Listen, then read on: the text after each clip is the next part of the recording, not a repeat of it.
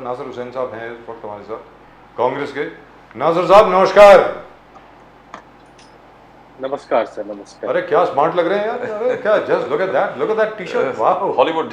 वाह, बड़े खुश नजर आ रहे हैं। वैसे खुश होना भी चाहिए, जबरदस्त परफॉर्मेंस मानना पड़ेगा। कांग्रेस की जो परफॉर्मेंस रही वो जबरदस्त रही।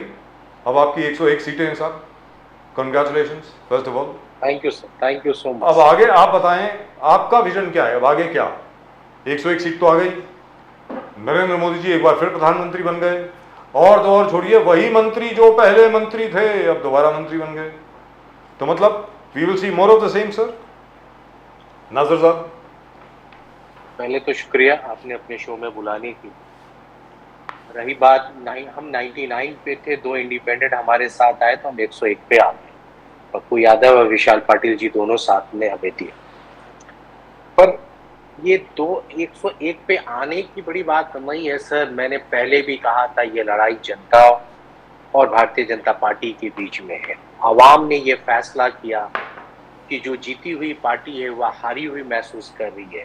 हम भले तो कम सीटों से पिछड़ गए, पर हम विजेता के रूप में देखे जा रहे हैं। हिंदुस्तान के इतिहास में भी ये पहली बार हुआ होगा कि जो कम सीटों, चंद सीटों से पीछे रह गए, उसे हिंदुस्तान आज इंडिया अलायंस को विजेता बता रहा है। भारतीय जनता पार्टी जो चंद सीटों से हमसे आगे है, आज वो हमसे पीछे महसूस कर रही है। आज वो हारी, क्योंकि हम मुद्दों पे रहे, हम मुद्दों की लड़ाई लड़ते रहे। हम जनता के बीच में वही मुद्दे ले गए जो मुद्दे उनके लिए था। हमने कहा किसानों की एमएसपी पे बात करो, हमने कहा बेरोजगारी पे बात करो, हमने कहा महिलाओं की सुरक्षा पे बात करो, नौजवानों के रोजगार पे बात करो, अग्निवीर पे बात करो। हम इन्हीं मुद्दों के साथ टिके रहे, हम उस मुद्दों से डगमगाए नहीं। ये मुद्दों से भागते रहे, कभी ये मुगलिया की बात करने लग गए, कभी ये राम मंदिर की बात करने लग गए, कभी हिंदू मुसलमान की बात करने लग गए, कभी मंगलसूत्र की बात करने लगे, कभी भैंसों की बात करने लगे। ये मुद्दों से भटक गए। जब इन्होंने 400 का नारा दिया तो आवाम में ये एक आग की तरफ फैल गई कि आखिर इन्हें 400 सीट क्यों चाहिए, क्यों 400 सीट मांग रहे हैं, क्यों संविधान को, शायद इन्हें बदलने का तो इनका प्लान नहीं है। तो इनको संविधान बदलने का इनके जो प्लान थे, उनके मंसूबे थे, उस पर आवाम ने पानी फेर दिया। मैं तो हैरान इस बात से हूँ, भले ये सरकार इस्टेब्लिश हो गई, सरकार बन गई, पर मैं सोच के भी हैरान हूँ, जो मोदी साहब अपने फोटो फ्रेम में किसी को साथ में लेते नहीं थे। किसी फोटोग्राफर अगर कोई आ जाए, चाहे कोई बंदा आ जाए, तो उसे तुरंत बाहर कर दिया जाता था। जिस फ्रेम में किसी शख्स को वो बर्दाश्त नहीं करते थे, आज इतने लोगों के साथ ये किस तरह से अलायंस पार्टनर के साथ ये सरकार चलाएंगे, हम देखते हैं। नासिर हुसैन साहब, राहुल गांधी जी यही कहा, आज राहुल गांधी जी ने यही कहा, the Congress has destroyed the idea of Modi. The Congress has destroyed the idea of Modi. Modi ji today is totally different. हमने मोदी जी को डिक्टेटर से एक डेमोक्रेट बना दिया। आज लोकतंत्र के जो कॉन्स्टिट्यूशन के सामने मोदी जी माथा टेकते हैं। मोदी जी ने कहा कि मोदी परिवार, यानी मोदी का परिवार, उस टैगलाइन हटा दो ट्विटर अकाउंट से। नोबडी इज गोइंग टू इस्तेमाल ट्विटर का डीपी चेंज कर लिया। पहले कॉन्स्टिट्यूशन के सामने नतमस्तक होते दिखा दिया, आज पूरे अलायंस पार्टनर्स के साथ बैकग्राउंड डीपी। तो Rahul Gandhi says we have destroyed the idea of Modi. Congress has worked. और राहुल जी कह रहा कि आगे जाके हम दबाव डालेंगे कांग्रेस के मैनिफेस्टो मोदी जी इंप्लीमेंट करें, जो प्रो गरीब है, प्रो एम्प्लॉयमेंट है। How do you see Rahul ji statement? Nasir Hussain sahab, नहीं, आपके सवालों में बहुत सारे जवाब हैं। जो हमने कहा वो उन्हें तो करना ही पड़ रहा है ना। आज कॉन्स्टिट्यूशन के सामने उन्हें झुकना पड़ रहा है। आज कॉन्स्टिट्यूशन के खिलाफ जो ये आवाज उठा रहे थे, आपको मालूम है अयोध्या फैजाबाद में इनके एक उम्मीदवार थे लल्लू जी, उन्होंने कहा था हमें 400 सीट दे दो तो हम इस संविधान को बदल देंगे। तो जनता के बीच में गया, और मैंने ही आपसे कहा था कि मायावती को अलग लड़ना, बीजेपी को इस बात का एहसास हो जाएगा कि भारतीय जनता पार्टी को वहां 30 से 35 सीट मिल जाए तो बहुत बड़ी बात है। शायद आप अपने शो को देखेंगे तो ये मैंने स्टेटमेंट आपके शो पे कहा। बिल्कुल। तो आज इन्हें देख लीजिए, मायावती के अलग लड़ने से इंडिया अलायंस में, मैं बार बार खुल के भी मैं अपने पार्टी मीटिंग में भी कहा हूँ कि मायावती अगर हमारे साथ आती तो शायद ये सीट हमें इतना ना आती। एक्चुअली बोले आप बोले थे और तभी हम लोग हंस रहे थे, मतलब ये क्या बोल रहे हैं नासिर हुसैन साहब। मैं बोल, आप हंस सकते हैं मगर मेरे बातों को आप झुठला नहीं सकते। नहीं नहीं, अभी तो सच निकला। हम लोग बोलते मैं- नासिर हुसैन साहब ये क्या बोल रहे हैं, मायावती अलग लड़ रही, बोलते हैं हमारे फेवर में। बिल्कुल फेवर में है, और आप देख लीजिए, आप उनके कई जगह पे उनके वोट बैंक देखिए और हमारे जीत का अंतर देखिए, तो आपको इस बात को सच साबित हो जाएगा कि हम क्या कह रहे थे। शायद मेरे बात से बहुत सारे लोग इत्तेफाक नहीं रखते होंगे, पर आप डेटा रिसर्च करिए तो मैं जो कह रहा हूँ वो बात सच साबित हो गई। और आपने देखा, जितने भी आप बूथ पे आप जाए चेक करेंगे तो आपको लगेगा मायावती जी का वोट बैंक आज भी उतना ही इंटैक्ट था जितना पहला। कुछ चंद वोट उनके जरूर छटके हैं, मगर इतना उनको डैमेज नहीं कर रहा था जितना अगर वो हमारे साथ आके हमें डैमेज कर सकती का। वहां पे वोट कितना था और हम क्यों हारे वहां पे। तो ये मैंने हर जगह अपने पार्टी मीटिंग में कहा, तो लोगों ने इत्तेफाक रखा, किसी ने नहीं रखा, पर आज मेरी बात सच साबित होती है। तो खैर, तो आप जब अनएम्प्लॉयमेंट पे बात नहीं करेंगे, शिक्षाओं पे बात नहीं करेंगे, आप बच्चों के एजुकेशन पे बात नहीं करेंगे, तो जनता की, आवाम जो है हिंदुस्तान की, वो अपना फैसला ले देती है। आवाम इस बात को देख रही थी किस तरह से ये हर चीजों को मजाक बना के रख दिया था। एक तो चंद लोगों की एम्पायर खड़ी हो रही थी और तमाम लोग गरीब हो रहे थे। तो हिंदुस्तान के लोगों ने एक करारा मैसेज दिया है, लोकतंत्र का एक करारा तमाचा है इनके मुंह पे, कि आपने उन्हें क्यों बेरोजगार किया, आपने क्यों उनको सम्मान नहीं दिया, क्यों किसानों के लिए दिल्ली के अंदर कील कांटे बिछा दिए, क्यों किसानों के एमएसपी पे आपने बात नहीं की, क्यों किसानों को उस लेवल तक पहुंचाने जो आपने ही कहा था हम दोगुना आय कर देंगे, वो कुछ भी सच साबित नहीं हो रही थी।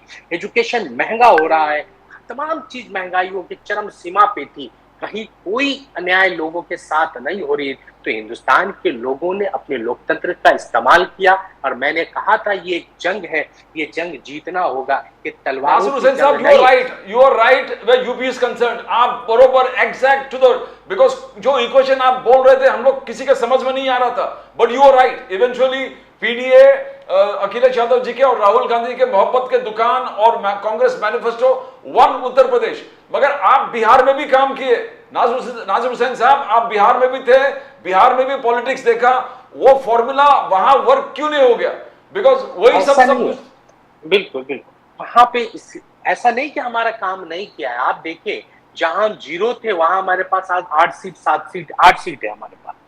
तो हमारे पास वहां कुछ भी हारने को नहीं था, जो भी था हमें जीतने के लिए था। पर हाँ, ये है कि कुछ सीटों पे हमारा अलायंस उतना मजबूती से काम नहीं हुआ, हमारा कैंडिडेट का सिलेक्शन उतना मजबूत नहीं रहा जितना होना चाहिए था। अलायंस में थोड़ा सा कहीं ना कहीं मिसमैनेजमेंट रहा, फिर भी हमने बेहतर नतीजा दिया है। आप देखिए 2019 से 2024 का आप देखेंगे बिहार के अंदर, तो हम 8 सीट जीत के आते हैं। तो कुछ सीटों पे हम जरूर पिछड़ गए, बहुत कुछ सीटों पे हम कम मार्जिन से हारे हैं, कहीं पे हम ज्यादा मार्जिन से भी हारे। तो ऐसा नहीं कि हम बिहार में बिल्कुल, हाँ, हमें सबसे ज्यादा शॉकिंग अगर कोई राज्य लगा तो वो मध्य प्रदेश था, शॉकिंग लगा तो कर्नाटका था, शॉकिंग लगा तो तेलंगाना था। यहाँ हमें उम्मीद नहीं थी कि हम इतना बैड पोजीशन में आएंगे, पर उनके लिए बेहतरीन साबित हुई उड़ीसा। उड़ीसा में हम अगर थोड़ा बेहतर कर जाते, कर्नाटका में थोड़ा बेहतर कर जाते और तेलंगाना में बेहतर कर जाते, मध्य प्रदेश में अगर थोड़ा बेहतर करते तो यकीनन हमारी आज सरकार वहां पे होती। फिर भी जनता की जो फैसला है उसे हमें मंजूर है, हम ओपोजिशन में हैं, हम पूरी ताकत से उनकी आवाज उठा रहे हैं, हम उनकी बेरोजगारी की आवाज उठा रहे हैं। आज देखिए, हमारे बातों को आरएसएस को मानना पड़ा। आज मोहन भागवत जी ने खुद अपने बयान में कहा है कि मणिपुर 1 साल से शांति के लिए, मोहब्बत के लिए, पैगाम के लिए 1 साल से वो इंतजार कर रहा है। आज भी वो सुलग रहा है, उस पे पानी डालने की जरूरत है, उस पर मोहब्बत डालने की जरूरत है। आज मोहन भागवत ने उस बात को इंडोर्स करते हैं, जिस बात को हमने कहा, जिस बात को हमारे नेता राहुल गांधी ने कहा, उसे आज इंडोर्स करते हैं कि आज मणिपुर की क्या है। मैंने कहा था कि आधी आबादी हिंदुस्तान की फैसला कर चुकी है कि इन्हें घर बैठा देना है, तो घर बैठाने का फैसला सही हुआ। यह अलग बात है, चंद सीटों से वो हमसे जरूर आगे हैं, पर इतना भी आगे नहीं है कि ये कितने दिन टिकेंगे, कितना चलेगी। हमारी पहली नजर इनके ऊपर है। और लेकिन यकीन जहाँ तक मानिए, के मैंने जो आपसे पहले सवाल पूछा था सर, वो ये था कि वही मंत्री वापस आ गए हैं तो लिहाजा कंटिन्यूटी है। कहने का मतलब ये हुआ कि मुझे वेरी फ्रैंकली हो सकता है कि उन्होंने मतलब एनडीए नासिर साहब अगर नहीं, उसी तरीके से बताएं सर प्लीज। नहीं, अभी कोई भी सरकार बनती है उसे चंद वक्त देना चाहिए। 3 महीना हम उनके देखेंगे क्या हो रहा है। जब तक 3 महीना गुजर नहीं जाता है हम उस पर अभी बयान दे के मतलब नहीं है, क्योंकि अभी जब तक सरकार गठन होती है सदन में वो अपना बहुमत साबित करेंगे, इसके बाद देखते हैं उनके क्या फैसले हैं। तो इंडिया एलायंस पूरी मजबूती से उस बात को उठाएगी। कहीं अन्याय होगा हम उसे आवाज उठाएंगे। नहीं है, ये हेल्दी नहीं है लोकतंत्र के लिए, क्योंकि जब तक हम उनके कामों को नहीं देखते, उनके मंत्रालय के स्टाइल को नहीं देखते, जो मंत्री आए हैं वो एनालिसिस ना कर ले, हम उस पर आज बयानबाजी करके आगे से कुछ हम ऐसा नहीं कहना चाहते हैं जो कंट्रोवर्सी बने। तो हम थोड़ा सा पैनी नजर उन पे है, तो देखते हैं उनकी क्या फैसला होती है। एक अच्छे लोकतंत्र का ओपोजिशन का भी ये काम होता है वेट एंड वॉच करे। हम उनके वेट एंड वॉच में अभी तक एक सेकंड अभी जो खबर आ रही है अलग अलग जगह से, और ये भारतीय जनता पार्टी के प्रवक्ताओं ने कहा है यहाँ पर इसी शो में कि कांग्रेस को फिक्र करनी चाहिए अपने मेंबर्स ऑफ पार्लियामेंट की। अभी उनके पास 99 हैं, 3 महीने के बाद शायद सिर्फ 50 रह जाएंगे, ऐसा कहा गया है यहीं पर। इसका मतलब क्या होगा? हम हर प्रवक्ताओं के बात पे जवाब नहीं है, नेताओं की बात पे जवाब दे तो बेहतर होगा। प्रवक्ता क्या बोलते हैं वो बहुत, प्रवक्ता अपने पार्टी की लाइन पे बात करते हैं। अगर किसी लीडरशिप ने, किसी बीजेपी के लीडरशिप ने ये बात कही हो तो उस पर हम जवाब दे सकते हैं। कितने प्रवक्ता अपनी मर्जी से क्या बच्चा, आज के तारीख में मैं दावे से कह सकता हूँ एक भी लोग इस अलायंस से बाहर नहीं जा रहे, क्योंकि इस अलायंस को मैंने कहा ना, ये कांग्रेस ने नहीं जिताया है, ये जनता ने जिताया है।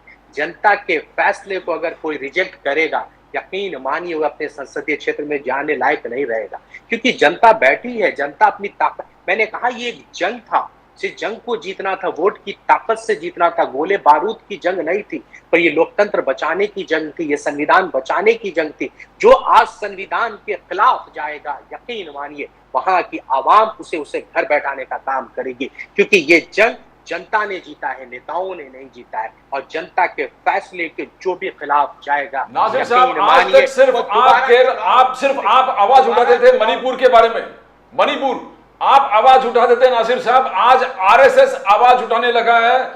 आरएसएस चीफ मोहन भागवत जी ने कहा कि इलेक्शन कैंपेन सेल्फ सेंटर्ड था, सेल्फ सेंटर्ड यानी मोदी मोदी मोदी, मोदी गारंटी, मोदी 1, मोदी 2, मोदी 3, और मणिपुर के इशू उठाए मोहन भागवत जी ने।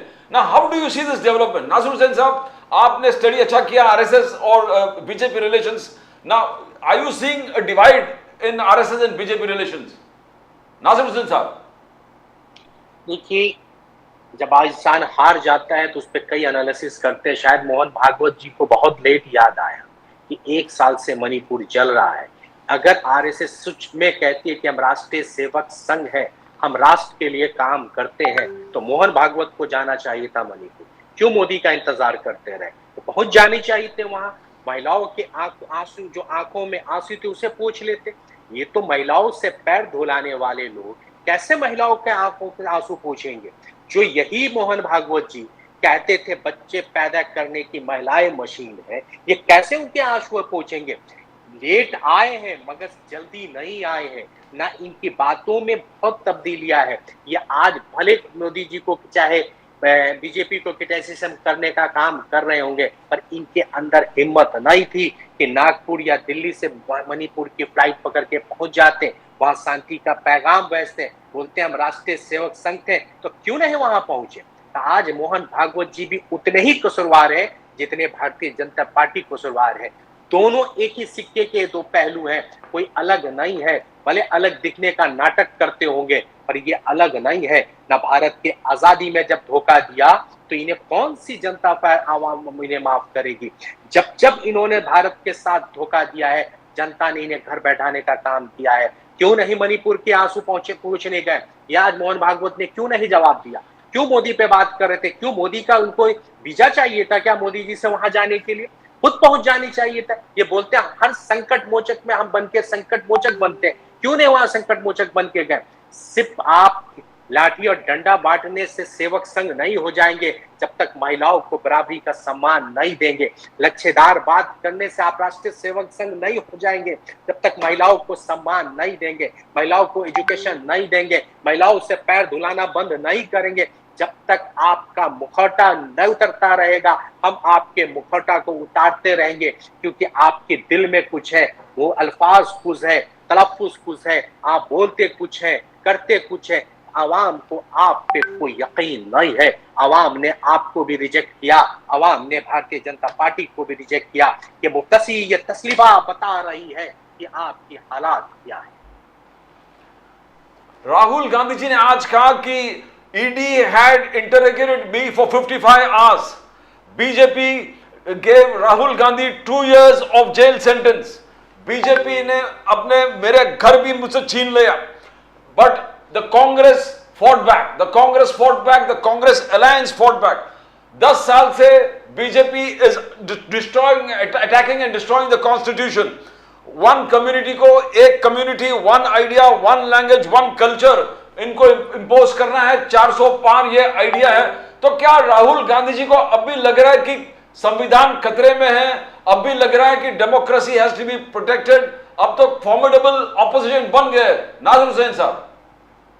नहीं, संविधान खतरे में आ चुका था सर। इनके लोग ही कह रहे थे, कांग्रेस तो नहीं कह रही थी, इनके चुने हुए मेंबर ऑफ पार्लियामेंट बार बार कह रहे थे हमें संविधान बदलना है। कर्नाटका से हेगड़े जी बोल रहे थे, फैजाबाद में लल्लू जी बोल रहे थे। ऐसे कई लोग हैं जिनके बयान सोशल मीडिया पे आया, न्यूज पे चलाया, आपने चलाया, तमाम चैनलों ने चलाया कि इन्होंने कहा कि हमें 400 सीट दो, हम संविधान बदलने आए हैं, हम संविधान को कुचल देंगे। क्या दलितों वंचितों को ये संविधान बदलने की बात जब आएगी तो दलित वंचित क्या खामोश हो जाएंगे?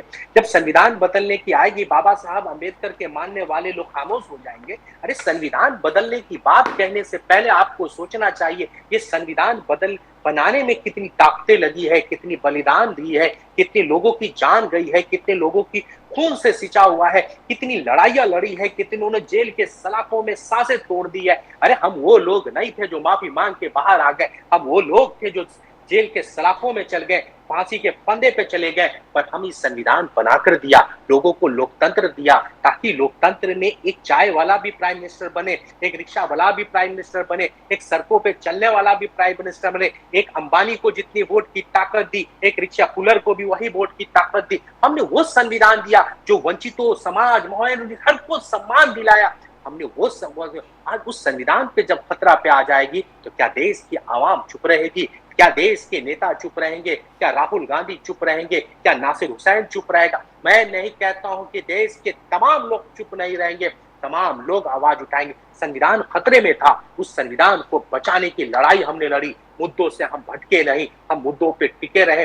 दलितों पे वार होने लगा था, दलितों की कंपनियां बिकने लग गई थी, उनके रिजर्वेशन पे खतरा होने लगा था, मंडल कमंडल की लड़ाई छिड़ने वाली थी, हमने उसकी आवाज उठाई, हमने पूरी लड़ाई पूरी शिद्दत से लड़ी। तो इस संविधान को बचाने का जो काम किया है, आज 2 बैसाखियों पे ये सरकार टिकी है, तो आज हमने उन्हें जो 303 के आंकड़े से आज उन्हें बैसाखी पे ला के खड़ा कर दिया है, तो कई दिनों में हम उसे और भी नीचे लाएंगे और ये आवाम की सरकार बनेगी, तभी हम चैन से बैठेंगे। हमारी लड़ाई आज खत्म नहीं हुई है, ये लड़ाई तो अब शुरू हुई है। अब खेला होगा, जो खेला में देखते हैं कौन जीतता है। हम खिलाड़ी भी हैं, हमें लड़ना भी आता है। नासिर साहब, अगर देखा जाए मतलब लॉजिकली स्पीकिंग और ठंडे दिमाग से अगर सोचा जाए तो असल में तो नीतीश जी और नायडू साहब वो तो कंप्लीटली सेक्युलर विचारधारा से आते हैं, उनको तो असल में आपके साथ होना चाहिए। तो क्या ऐसा होगा आगे जाके? लॉजिकली तो ये होना चाहिए, मुझको ऐसा लगता है। देखिए, राजनीति में कब कल क्या होगा किसी को पता नहीं है, नीतीश जी हो चाहे नायडू जी हो। ये तो मैंने कहा नहीं, ये बहुत न्यूली स्टेज पे है, कल क्या होगा किसी को पता नहीं। तो ये दोनों पार्टियां जो है कल कहाँ बैठ जाएंगे। ये चंद्रबाबू नायडू मोदी जी के खिलाफ पूरे ओपोजिशन को इकट्ठा कर रहे थे 2018 में, उसके बाद मोदी, इसके बाद नीतीश जी ने इकट्ठा करने का काम किया। तो दोनों मोदी विरोधी ही थे। अब अचानक ये दोनों उधर खेमे में गए हैं, तो देखते हैं, वेट एंड वॉच करते हैं। क्या मैंने कहा आज हमारे पास आंकड़े नहीं है, हम बीजेपी की तरह नहीं है कि आज से हम उनके सरकार गिराने के लिए काम करेंगे। हम सरकार गिराने का काम नहीं करेंगे क्योंकि संविधान ने उनको वो ताकत दी है, संविधान के लोगों से चुनी हुई सरकार है, तो हम उस ऐसी पाप नहीं करेंगे कि हम सरकार गिरा दें। अगर ये सरकार गिरेगी तो इनके पापों के कर्मों से गिरेगी। कांग्रेस उसको सरकार गिराने का काम नहीं करेगी, ये हमारा वचन है, क्योंकि हमने सरकार गिराने का पाप अपने सरों पे नहीं मिल, हमने कभी पार्टियां नहीं तोड़ते हैं। महाराष्ट्र के लोगों ने दिखा दिया कि कैसे आपने पार्टियां तोड़ी, कैसे आपने नेताओं तेड़े, कैसे पार्टियों को तोड़ तोड़ के आपने सरकार बनाई। तो महाराष्ट्र की आवाम ने दिखा दिया कि फैसला क्या है, कौन असली है, कौन नकली है, कौन बचा है, कौन कहाँ, अच्छे तोड़ने वालों की रिस्पेक्ट कहाँ है, सब देख रही है। तो महाराष्ट्र की जनता देख रही थी, महाराष्ट्र की जनता कैसे चुप हो जाती। छत्रपति शिवाजी महाराज का अपमान किया, सावित्रीबाई फुले का अपमान किया, तमाम लोगों का अपमान झेलने के बाद क्या महाराष्ट्र के लोग उन्हें वोट देंगे? मैंने कहा था यूपी और बिहार के लोग क्या उस राज ठाकरे से अलायंस करने वालों को वोट देंगे? कैसे वोट दे सकते हैं? जो अपने नॉर्थ इंडियन लोगों को मारता हो, उसके लिए बीजेपी आवाज ना उठाती हो, कैसे वहां के लोग इन्हें वोट देंगे? ये आवाज तो मैं बार बार उठाता रहूंगा। क्या उस राज ठाकरे से अलायंस करना नॉर्थ इंडिया को गाली देना नहीं था? क्या यूपी बिहार को गाली नहीं देता? वो रेलवे में जो एग्जाम देने आए उनको कत्ल करके मार दिया गया, क्या उन कातिलों को वोट देना नॉर्थ इंडिया के लिए सही था? ये कातिल लोग हैं जो नॉर्थ इंडिया के लोगों को मारा, रेलवे के एग्जाम में मारा। तो मैं उस राज ठाकरे के खिलाफ आवाज उठाता रहूंगा, यूपी बिहार जा के आवाज उठाता रहूंगा, अपने सभाओं में आवाज उठाता रहूंगा। मोदी जी ने ऐसे लोगों के साथ अलायंस किया है, ऐसे लोगों के जो अपने राज्यों में एक वीजा लगाने का काम करना चाहती है, जो महाराष्ट्र से यूपी बिहार को बंटवारा करना चाहती है, क्या ऐसे लोगों से अलायंस किया है? क्या ऐसे लोगों को घर बैठाना चाहिए, जमानत जब्त कराना चाहिए या नहीं कराना चाहिए? ये हिंदुस्तान की आवाम बताएगी। क्या इन लोगों ने किया या नहीं किया? नासिर हुसैन साहब, prime minister Modi the first cabinet, पहले कैबिनेट में मोदी जी ने 17th इंस्टॉलमेंट ऑफ पीएम किसान सम्मान योजना को क्लियर किया। किसानों, प्रो फार्मर, प्रो किसान, किसानों के फेवर में पीएम आवास योजना, 3 करोड़ घर और बनाएंगे मोदी जी। 3 करोड़ घर वो भी सैंक्शन फर्स्ट कैबिनेट में ले लिए। और उन्होंने पार्टिसिपेशन बोले 72 मिनिस्टर्स है, उसमें 27 ओबीसी मिनिस्टर है, 10 शेड्यूल कास्ट मिनिस्टर है, 5 शेड्यूल ट्राइब मिनिस्टर है, 5 माइनॉरिटी है, 7 महिला है। तो equitable distribution of cabinet portfolios, 24 state representation, Modi 3.0, सबका साथ, सबका विश्वास। कैसे टुकराओगे इस चीज को? मैं इस पे ऑब्जेक्शन ही नहीं दिया हूं कि इनके मंत्रालय में कोई गलत हुआ है। मैंने इसके बारे में ना हमारी पार्टी ने बोला है, तो ये कोई मुद्दा ही नहीं है। मगर मुद्दा तो अब बीजेपी के वक्ता और नेता से पूछना चाहिए कि माइनॉरिटी वर्ड क्यों यूज यहाँ किया। हमने माइनॉरिटी यूज किया था अपने घोषणा पत्र में, तो इन्हें मुस्लिम दिख रहा था। आज ये माइनॉरिटी आप प्रदीप जी कह रहे हैं, कल भारतीय जनता पार्टी के लोग आके बोलेंगे, यानी कि आज मेरी बात सच साबित हुई। Minority is not a Muslim word. जो समाज में आज ये माइनॉरिटी मिनिस्टर आपने गिनाया 5, क्या ये माइनॉरिटी 5 मुस्लिम है क्या? जो बार बार बोलते थे माइनॉरिटी इज द पाकिस्तान और जिन्ना से प्रभावित है, जो हमारे घोषणा पत्र पे वो बार बार ऐलान करते थे, हर अपने मंचों से कहते थे कि पाकिस्तान लीग, मुस्लिम लीग की छवि दिखती है क्योंकि माइनॉरिटी की। हमने माइनॉरिटी की बात की तो सबकी बात की थी, माइनॉरिटी में हर तबके की बात की थी। तो ये हमारी सच साबित हुई कि माइनॉरिटी से मुस्लिम नहीं है, वो तमाम लोग हैं, सिख है, जैन है, पारसी है, दूसरे धर्म के हो, बौद्ध है, ये सब है। मैं उनकी बात कर रहा था पर उसे वो समझ नहीं पा रहे थे, पर जनता ने समझा दिया। ओबीसी की बात आपने दिया है, पर महिलाओं को कितना दिया है आपने, इस पे क्यों नहीं बात किया कि महिलाओं को कितना % दिया है आपने? आप उस पे बात करिए। तो महिलाओं को सम्मान नहीं मिलेगा इनके यहाँ, क्योंकि ये महिलाओं से नफरत करते हैं, महिलाओं को बराबरी का हक नहीं दे सकते हैं। क्यों नहीं महिलाओं को सम्मान देने का काम किया? क्यों 27% महिलाओं को 50% दे रहे थे? तुम्हें हिम्मत है तो नहीं दिया। सिर्फ बातें करने की है सर। हाँ, किसानों को न्याय की बात करते हैं, कभी 3 करोड़ घर बनाने की बात करते हैं, देखते हैं कितना घर बनाते हैं। किसानों को एमएसपी मिलता है कि नहीं देखते हैं, किसानों को सही दाम मिलता है कि नहीं देखते हैं, किसानों को फसलों का दाम कैसे देंगे, कैसे उनको ट्रांसपोर्टेशन में हेल्प करेंगे, कैसे उनको इलेक्ट्रिसिटी में हेल्प करेंगे, कैसे उनकी सिंचाई में हेल्प करेंगे। तो तमाम चीजों पे हमारी पैनी नजर है। किसानों की हालात जब तक नहीं बदलेगी, देश की हालात नहीं बदलेगी, क्योंकि किसानों की हालात बदलना जरूरी है। साउथ इंडिया के अंदर किसानों जो स्पाइस मसालों का कारोबार करते थे, उनके कारोबार को खत्म करने का काम किया है। जो ब्लैक पेपर का काम करते थे, उनके मसालों को खत्म करने का काम किया है। टोटल अडानी अंबानी इंपोर्ट करके ही हमारे देशों में बेच रहे हैं। जो बेचारे एक्सपोर्ट करते थे, उनके कामों को बर्बाद किया है। तो वहां के लोग भी देख रहे हैं। तो मैं बार बार कहता हूं, इस पे रिसर्च करिए, किसानों के लिए इन्होंने कितना काम किया है। इनके वादों का कोई भरोसा नहीं है। जब अपने चलाए हुए नोटों को 4 साल 7 साल नहीं चला सकते हैं, इनके वादों पे क्या भरोसा किया जाए। देखते हैं 3 महीना इन्हें हम टाइम। नासिर साहब, आपसे ये मैं पूछना चाहता हूँ, आप जरा इसका विश्लेषण दें, अगर देना चाहें तो। अयोध्या में जो आदरणीय सामान्य लल्लू सिंह जी हार गए, अवधेश प्रसाद जी जीत गए, उसको लेकर के जो बीजेपी सपोर्टिंग ट्विटर हैंडल्स हैं, बड़ी अजीबोगरीब बातें कर रहे हैं कि देखो हिंदुओं ने धोखा दे दिया, सनातनियों ने धोखा दे दिया, हिंदू तो शुरू से ही ऐसे थे। अच्छा हुआ रावण जो है, श्री राम जो है, वो वानरों और भालुओं की फौज को लेकर के गए। अगर हिंदू साथ में होते तो सोने की लंका देख करके रावण के साथ समझौता कर लेते। मतलब ये क्या है, मेरी समझ के जरा बाहर है ये थोड़ा सा। अब आप वोटरों को दोष दे रहे हैं वोटर्स को दोष दे रहे हैं यार, ये क्या हो गया सर, बताएं प्लीज। ऐसे नॉनसेंस क्वेश्चन का जवाब क्या दे जिसका कोई क्वेश्चन ही नहीं है। ये लोग बेवकूफ लोग हैं जो अपने ही लोगों को गालियां देने लग गए है। ठीक है, मैं कहता हूँ राम मंदिर बना, मैं बार बार कहता था राम मंदिर आस्था का विषय है, भक्ति का विषय है, दर्शन करने का भी। ये इन्होंने टूरिस्ट पैलेस बनाने का काम किया, उसे टूरिज्म एरिया बना दिया। बार बार ये कहते थे यहाँ टूरिज्म आएगा, टूरिज्म आएगा, टूरिज्म आएगा, लोगों का कारोबार बढ़ेगा। ये भगवान को टूरिज्म दिखाने लग गए।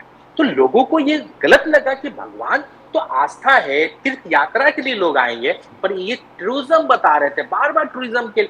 तो जब आप भगवान राम को छोटा दिखाने लगे, मोदी को ऊपर दिखाने लगे, तो अयोध्या के लोग देख रहे थे ना। और आप अगर फैजाबाद गए होंगे इन चंद दिनों में, गए यानी मुझे पता नहीं, अगर गए होंगे तो आपने देखा होगा उनके कितना किलोमीटर में विकास किया, सिर्फ 3 से 2.5 किलोमीटर के एरिया में। क्या फैजाबाद अयोध्या 2.5-3 किलोमीटर में फैला हुआ है? ग्रामीण एरिया नहीं। मैं कह रहा हूँ शहरों को दिखा के गांव को बदलने की बात करते थे। बोलते ना तुम्हारे फाइलों में गांव के रंग गुलाबी है, ये आंकड़े झूठे हैं, ये बातें किताबी है। तो ये बात सच साबित हुई कि गांव में तुम्हारे हालात बेहतर नहीं थे। फैजाबाद अयोध्या के रेडियस में आप जाए गाँव के अंदर तो लोगों की हालात बद से बदतर थी। जिनके दुकानें लिए गए उनको सही मुआवजा नहीं दिया गया, उनको कोई सीधा बिल्डोजरों से उनको वार करते रहे। तो वहां के लोगों ने देखा कि किस तरह की तब्दीलियां उनकी जिंदगी में नहीं आ रही थी। तो अयोध्या के लोगों ने ये डिसाइड कर लिया था कि इन्हें हरा देना है। अब वहां के लोगों को अब ये गालियां देने लग गए। अरे कितने नीच किस्म के आप लोग हो, आपको 4 लाख से ज्यादा वहां पे वोट मिलता है, फिर भी वहां के लोगों को गालियां दे रहे हो। तो नेक्स्ट टाइम क्या आपको वो देंगे, वहां पे खड़ा करेंगे? अरे आपको माफी मांगना चाहिए, भगवान राम से माफी मांगना चाहिए, अयोध्या के लोगों से माफी मांगना चाहिए। 4 लाख लोगों ने आपको वोट दिया है। क्या वो 4 लाख लोग वोट पे आप रिस्पेक्ट नहीं करते हो? आप बहुत ज्यादा चंद वोटों से नहीं हार, 37-38 हजार वोटों से आप हारे हो वहां पे। तो 37-38 हजार वोट से हारने के बाद भी वहां के लोगों को अगर आप गालियां दे रहे हो तो आप पे लानत है कि अपने हिंदू भाइयों को गाली दे रहे हो, यानी भगवान राम भक्त के लोगों को गाली दे रहे हो। यानी आप, मुझे तो यकीन नहीं होता है कल होके बोलेंगे कि मैंने गलती कर दिया राम मंदिर बनवा कर वहां, ये भी बोल सकते हैं। सर अभी वो जय श्री राम बोल रहे थे, उन्होंने जय जगन्नाथ बोला। नया कश्मीर, नासिर हुसैन साहब, नया Kashmir, 3rd terror attack, all India Congress committee ने निषेध किया है। दिस इज इन कौन सा नया कश्मीर है, आप हैंडल नहीं कर पाओ टेरर अटैक्स को। आर्टिकल 370 प्राइम मिनिस्टर मोदी और बीजेपी का कहना है one of the greatest achievement of a prime minister independent India, abrogation of article 370। आपने क्रिटिसाइज किया है नया Kashmir, 3rd terror attack. Nasir Hussain sahab, देखिए चंद दिन पहले ही वहां पे टेरर अटैक हो रहा है, आज आतंकवादी गढ़ काफी बढ़ गई है। मुझे नहीं मालूम 370 बदलने से वहां पे जिंदगी में क्या तब्दीलियां आई, वो तो मोदी जी बेहतर अभी बताना चाहिए था क्या तब्दीलियां लाए। यही टेरर अटैक हो रहा है, लोगों की हालात बद से बदतर होती चली जा रही है। फिर भी 370 का गाना गा रहे हैं तो गाते रहिए। आज आज मैं कुछ समझ में नहीं आता है ये लोग किस तरह से 370 और पता नहीं क्या क्या बात करते हैं। वहां पे डेवलपमेंट होना चाहिए, वहां पे कॉलेजेस खुलने चाहिए, वहां पे इंडस्ट्रीज आना चाहिए, वहां के लोगों को रोजगार मिलना चाहिए, वहां के लोगों को काम मिलना चाहिए। उस पे अगर बात करते, अपने 10 साल पे किए हुए काम पे बात करते तो ज्यादा बेहतर था। 370 से लोग थक गए, बोर हो गए कि क्या 370 की बात कर रहे हो, क्या यहाँ के लोग वहां जाके बस रहे हैं, क्या यहाँ के लोग यहाँ आके बस रहे हैं, क्या हो रहा है कुछ समझ में नहीं आ रहा है। टेरर अटैक हो रहा है, कल हमारे बस यात्री को मार दिया है, बसों पे हमला हुआ, बस यात्री को मारा गया, यही हो रहा है 370 हटने से। अरे अब लद्दाख के लोगों ने आपको फैसला दे दिया, कश्मीर के लोगों ने आपको फैसला दे दिया कि आपके 370 से क्या बदल गया। आपने इलेक्शन में, आपको जनता ने फैसला दे दिया है कि आपकी जिंदगी में क्या बदला है। दुरुस्त बात। तो आगे क्या सर? और अभी आगे आज एक दर्दनाक हादसा हमें कुवैत से भी मिला है कि कुवैत में हमारे 50 भारतीय आग से झुलसने से मर चुके हैं। ये भी एक दर्दनाक यात्रा है। भगवान हुसैन के घर वालों को हिम्मत दे कि इस दर्दनाक हादसे को बर्दाश्त कर चुके हैं, क्योंकि ये गरीबी तो है जो इतना पलायन कर रहे हैं लोग, बाहर जाके विदेशों में इतना काम कर रहे हैं बेचारे, चंद पैसों में मजदूर कुवैत, दुबई, सऊदी, पता नहीं कहाँ कहाँ काम कर रहे हैं। क्या रोजगार का साधन दिया है, तो लोग वहां जाके मर रहे हैं, तिल करके मर रहे हैं। यूपी बिहार के लोग बॉम्बे दिल्ली में आके मर रहे हैं, यहाँ के लोग और अब यूक्रेन में भी मर रहे हैं सर। तो तमाम एजुकेशन इतना, यूक्रेन में देखिए आप, मेडिकल के बच्चे यहाँ से पढ़ने वहां गए, क्या हालात हो गए, जितना पैसा खर्चा करके वहां पहुंचते हैं, मगर वहां भी एजुकेशन, यहाँ नीट का परीक्षा कराते हैं वो भी लीक, यूपी में परीक्षा कराते हैं वो भी लीक, कुछ ढंग का काम ही नहीं कर पा रहे, जो नौकरी दे नहीं पा रहे हैं। लोगों की एज निकलती जा रही है, अगर जो एग्जाम हो रहा है वो पेपर लीक हो रहा है, पेपर लीक सरकार है, लोगों की जो एज निकल गई वो जिंदगी लौट के वापस नहीं आएगी। फिर कहते हैं कि हिंदुओं को गाली देते, वो तुम्हें क्यों वोट देगा भाई। हम कहते हैं जिसकी एज 25 साल है, वो आप एग्जामिनेशन का रिजल्ट आते आते वो 30 साल का हो जा रहा है, एग्जाम हो नहीं रहा है, जो हो रहा है उसके पेपर लीक हो रहे हैं। अगर वो आपको आवाम अगर इलेक्शन में हरा देता है, लोकतांत्रिक ताकत से हराता है, आप उसको गालियां देते हो, तो आपको तो शर्म आना चाहिए। आपको तो हक और हकूक नहीं है कि आप अगली बार जाके आप उनसे वोट मांगिए। मुझे तो लानत है ऐसे लोगों पे जो अपने ही वोटरों को, अपने ही देश के लोगों को गालियां दे रहे हैं क्योंकि आपको जनता ने हराया। अरे विपक्ष को भी जनता ही चुनती है, सत्ताधारी को भी जनता ही चुनती है, दोनों को जनता चुनती है, तो आप जनता को कैसे गाली दे सकते हो। In fact, this is what I keep telling everybody. Last time the Congress got exactly 1 seat from Uttar Pradesh. और सोनिया जी का, इनफैक्ट राहुल जी का और सोनिया जी का दोनों का एक वक्तव्य था, we bow to the people of India, that's it. हम झुकते हैं लोगों के सामने। Well, I think people are now back to what they were earlier. आपको लगता है जो मोहब्बत की दुकान है वो असल में वो मैसेज गया है, अब संदेश गया है लोगों के बीच में, नफरत के बाजार में मोहब्बत की दुकान। जी देखिए, बिल्कुल भारत जोड़ो यात्रा जब कन्याकुमारी से निकला, आप देखिए जहां जहां से वो यात्रा गुजरा है, ज्यादातर आपको देखिएगा इम्पैक्ट देखिए कि हम वो सीटें जीत के आ रहे हैं जहां जहां से हम गुजरे हैं। अब स्मृति ईरानी जी को अमेठी में इतना घमंड हो गया था कि कोई उनको हरा ही नहीं सकता, वो अमर हो गई। केएल शर्मा ने दिखा दिया वो कहां पहुंच गए। मैंने कहा वो जो कार्यकर्ता एक एक घर के लोगों को जानता, उनसे मुकाबला नहीं कर पा रही थी, उनको टक्कर नहीं दे, बार बार राहुल गांधी को बुला रही थी। अरे आप उनसे तो जीत जाती, आप राहुल गांधी आते तो पता नहीं आपकी जमानत बचती या नहीं बचती तो अलग बात है, पर केएल शर्मा ने आपकी अपनी वजूद बता दी। घमंड कोई भी बर्दाश्त नहीं करता है। अमेठी की आवाम ने बताया, शायद मोहब्बत से मांगती तो शायद उन्हें वोट ज्यादा मिल जाता, पर उन्होंने घमंड इतना दिखा दिया कि अमेठी के लोगों ने उन्हें घर बैठा दिया। अरे अमेठी के लोग हैं, चुनाव हम एक हार गए, इसका मतलब नहीं था कि हम हिम्मत हार गए थे। हमने रायबरेली में जीता, वयनाड में जीता, अमेठी में जीता। अब आगे क्या देखते हैं, आगे क्या होगा। अब इसमें महाराष्ट्र में नासिर हुसैन साहब, महाराष्ट्र में spectacular performance by Indian national Congress. 14 seats यानी एक इंडिपेंडेंट को छोड़ के आप 14 सीट जीते हो। 18 कॉन्टेस्ट करके 14 highest strike rate, the biggest strike rate. आपने बीजेपी के दिग्गज नेताओं को यानी पॉलिटिकली शहीद कर दिया। पंकजा मुंडे, मुनगंटीवार, राव साहेब दानवे, भारती पवार, नवनीत राणा, कपिल पाटिल, जिसमें 3 cabinet minister, 1 state cabinet minister. क्या मराठा एजिटेशन जो अब जरंगे पाटिल जी का हो रहा है आपको बेनिफिट करेगा विधानसभा इलेक्शन में?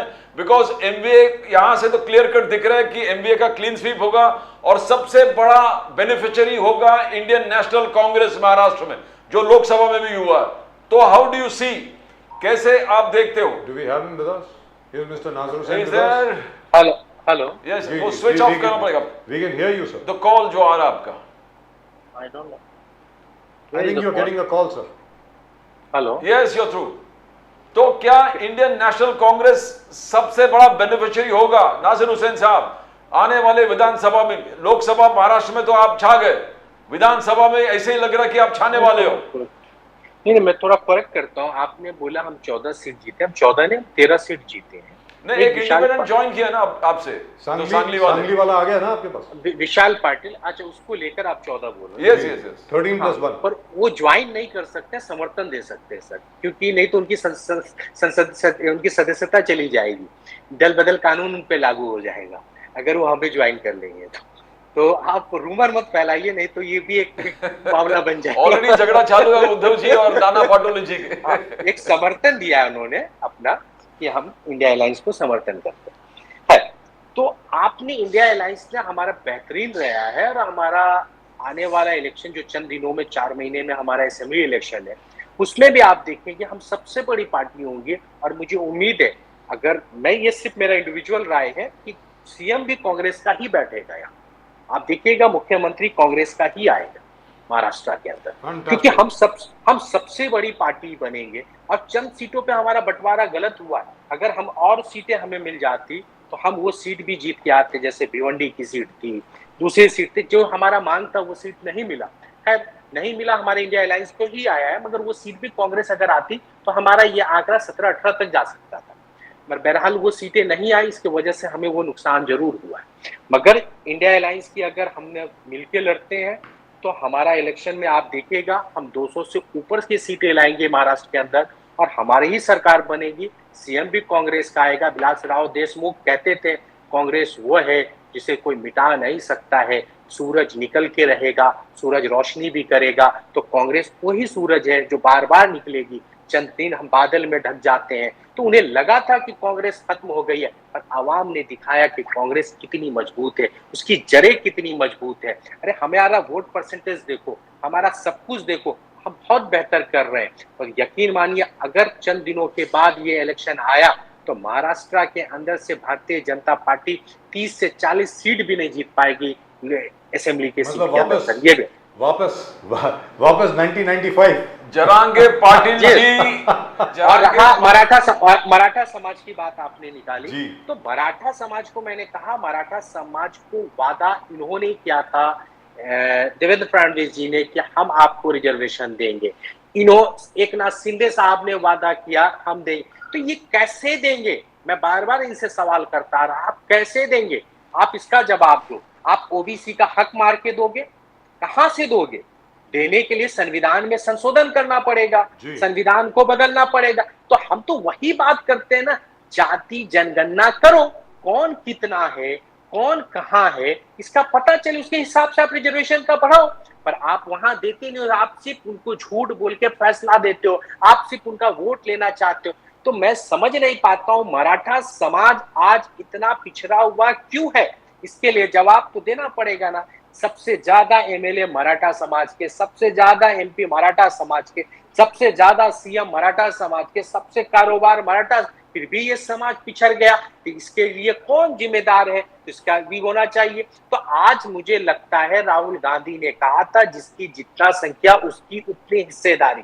तो उसका एक ही रूप है, आप शेड्यूल 9 में इसको लाना पड़ेगा, इस संशोधन करना पड़ेगा।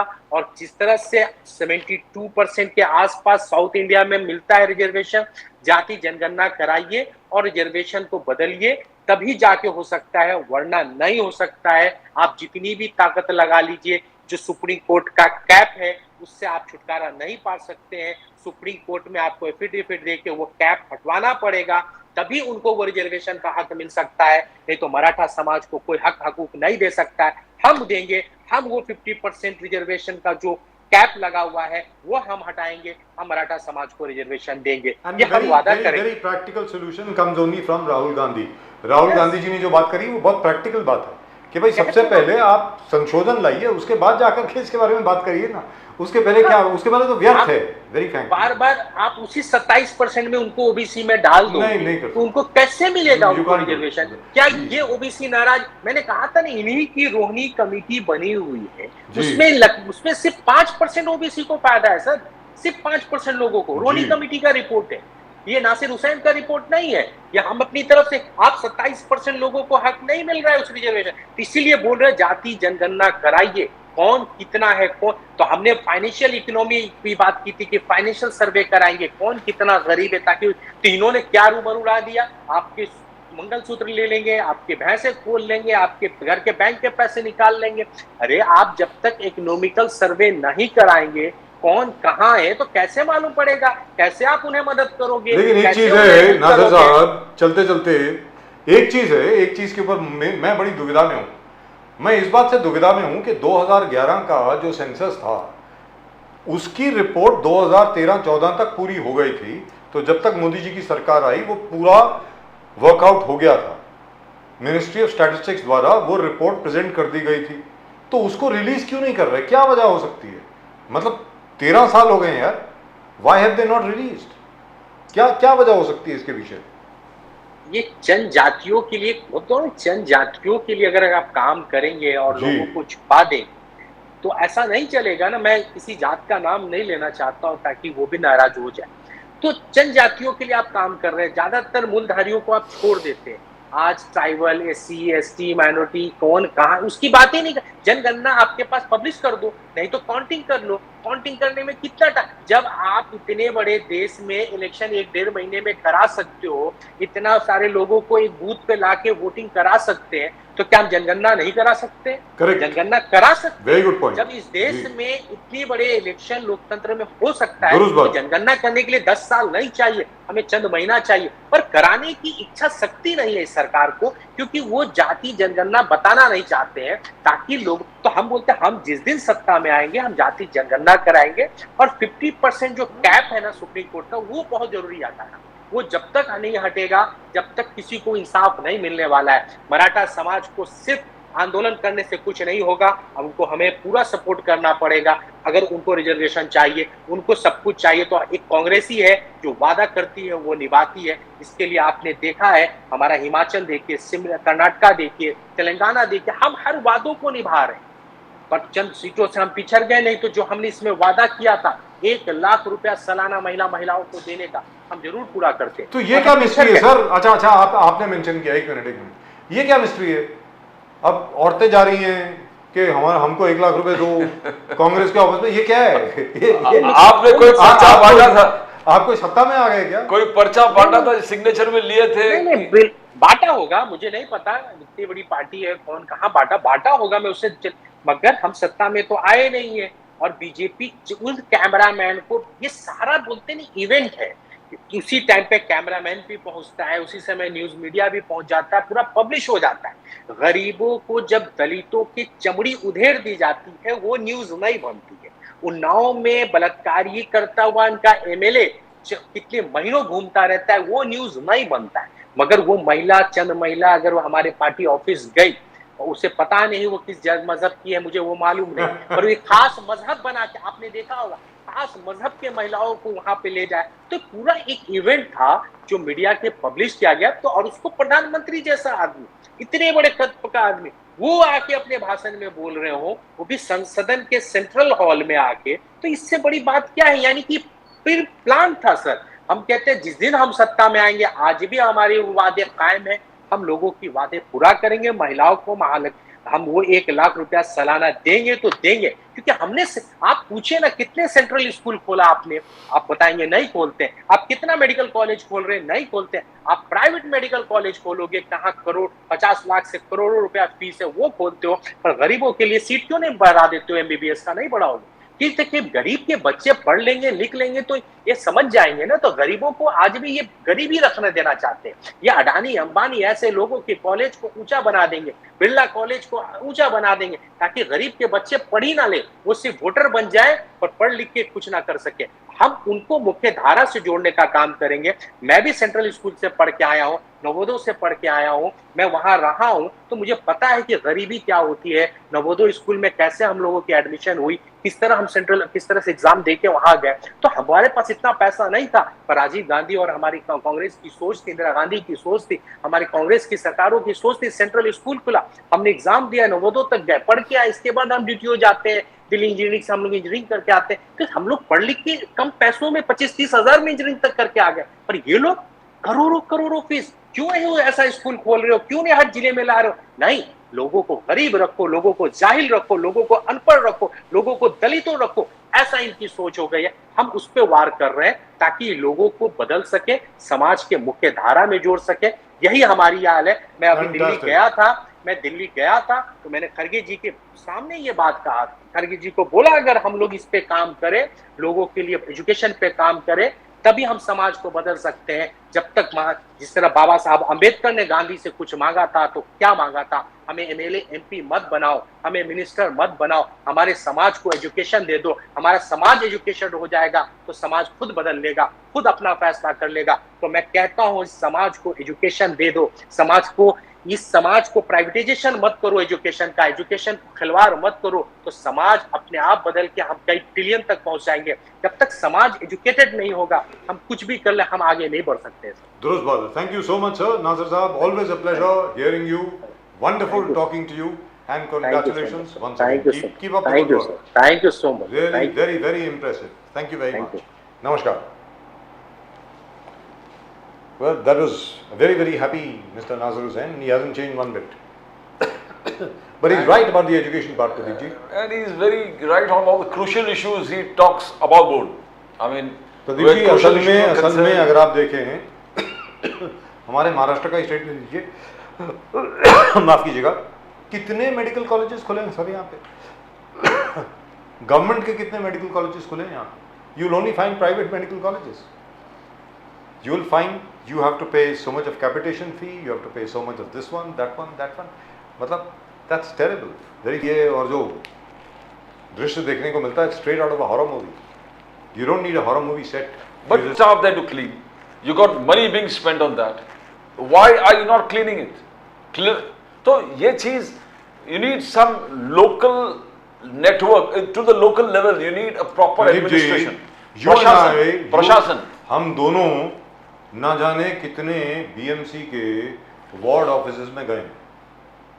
They all smell like open loos, open toilets. Let's be very clear.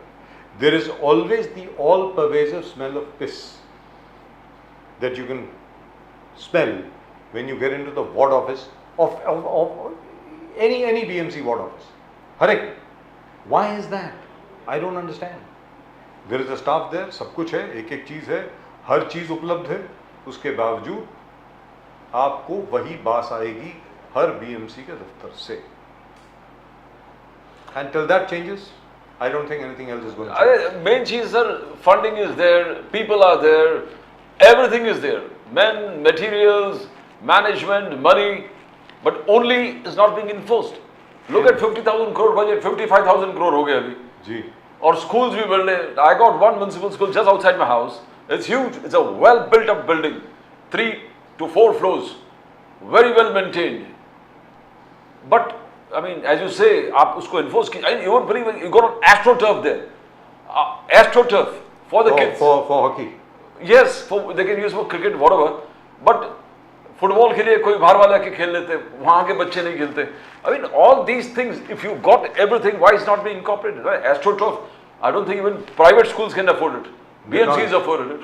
BMCs got AstroTurf in municipal schools, but so, it's not being enforced. कहने का मतलब ये हुआ प्रदीप जी कि जहाँ तक महाराष्ट्र का प्रश्न है, महाराष्ट्र में जिस प्रकार एनडीए का प्रदर्शन रहा है, महाराष्ट्र विकास आघाड़ी का, ये बहुत बड़ी खतरे की घंटी है भारतीय जनता पार्टी के लिए. बीजेपी, एकनाथ शिंदे साहब की शिवसेना और अजीत दादा पवार की एनसीपी, इनके लिए ये बहुत बड़ी खतरे की घंटी है. they have to pull up their socks and they really have to come out with a better strategy to fight the assembly elections. Otherwise, their fate is already sealed. Well, if you talk to Devendra Fadnavis ji, he will give you a different explanation. He Yes. says, आप दोनों के margins देखिए, just around 1.5% margin है.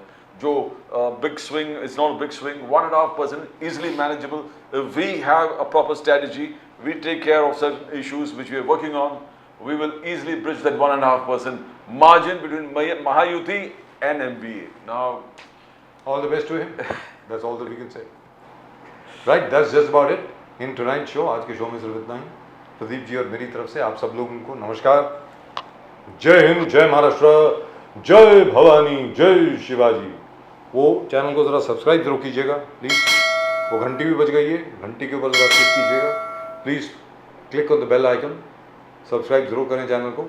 We'll of course be back with you tomorrow. तब तक के लिए जय सिया राम, हर हर महादेव. हर हर महादेव.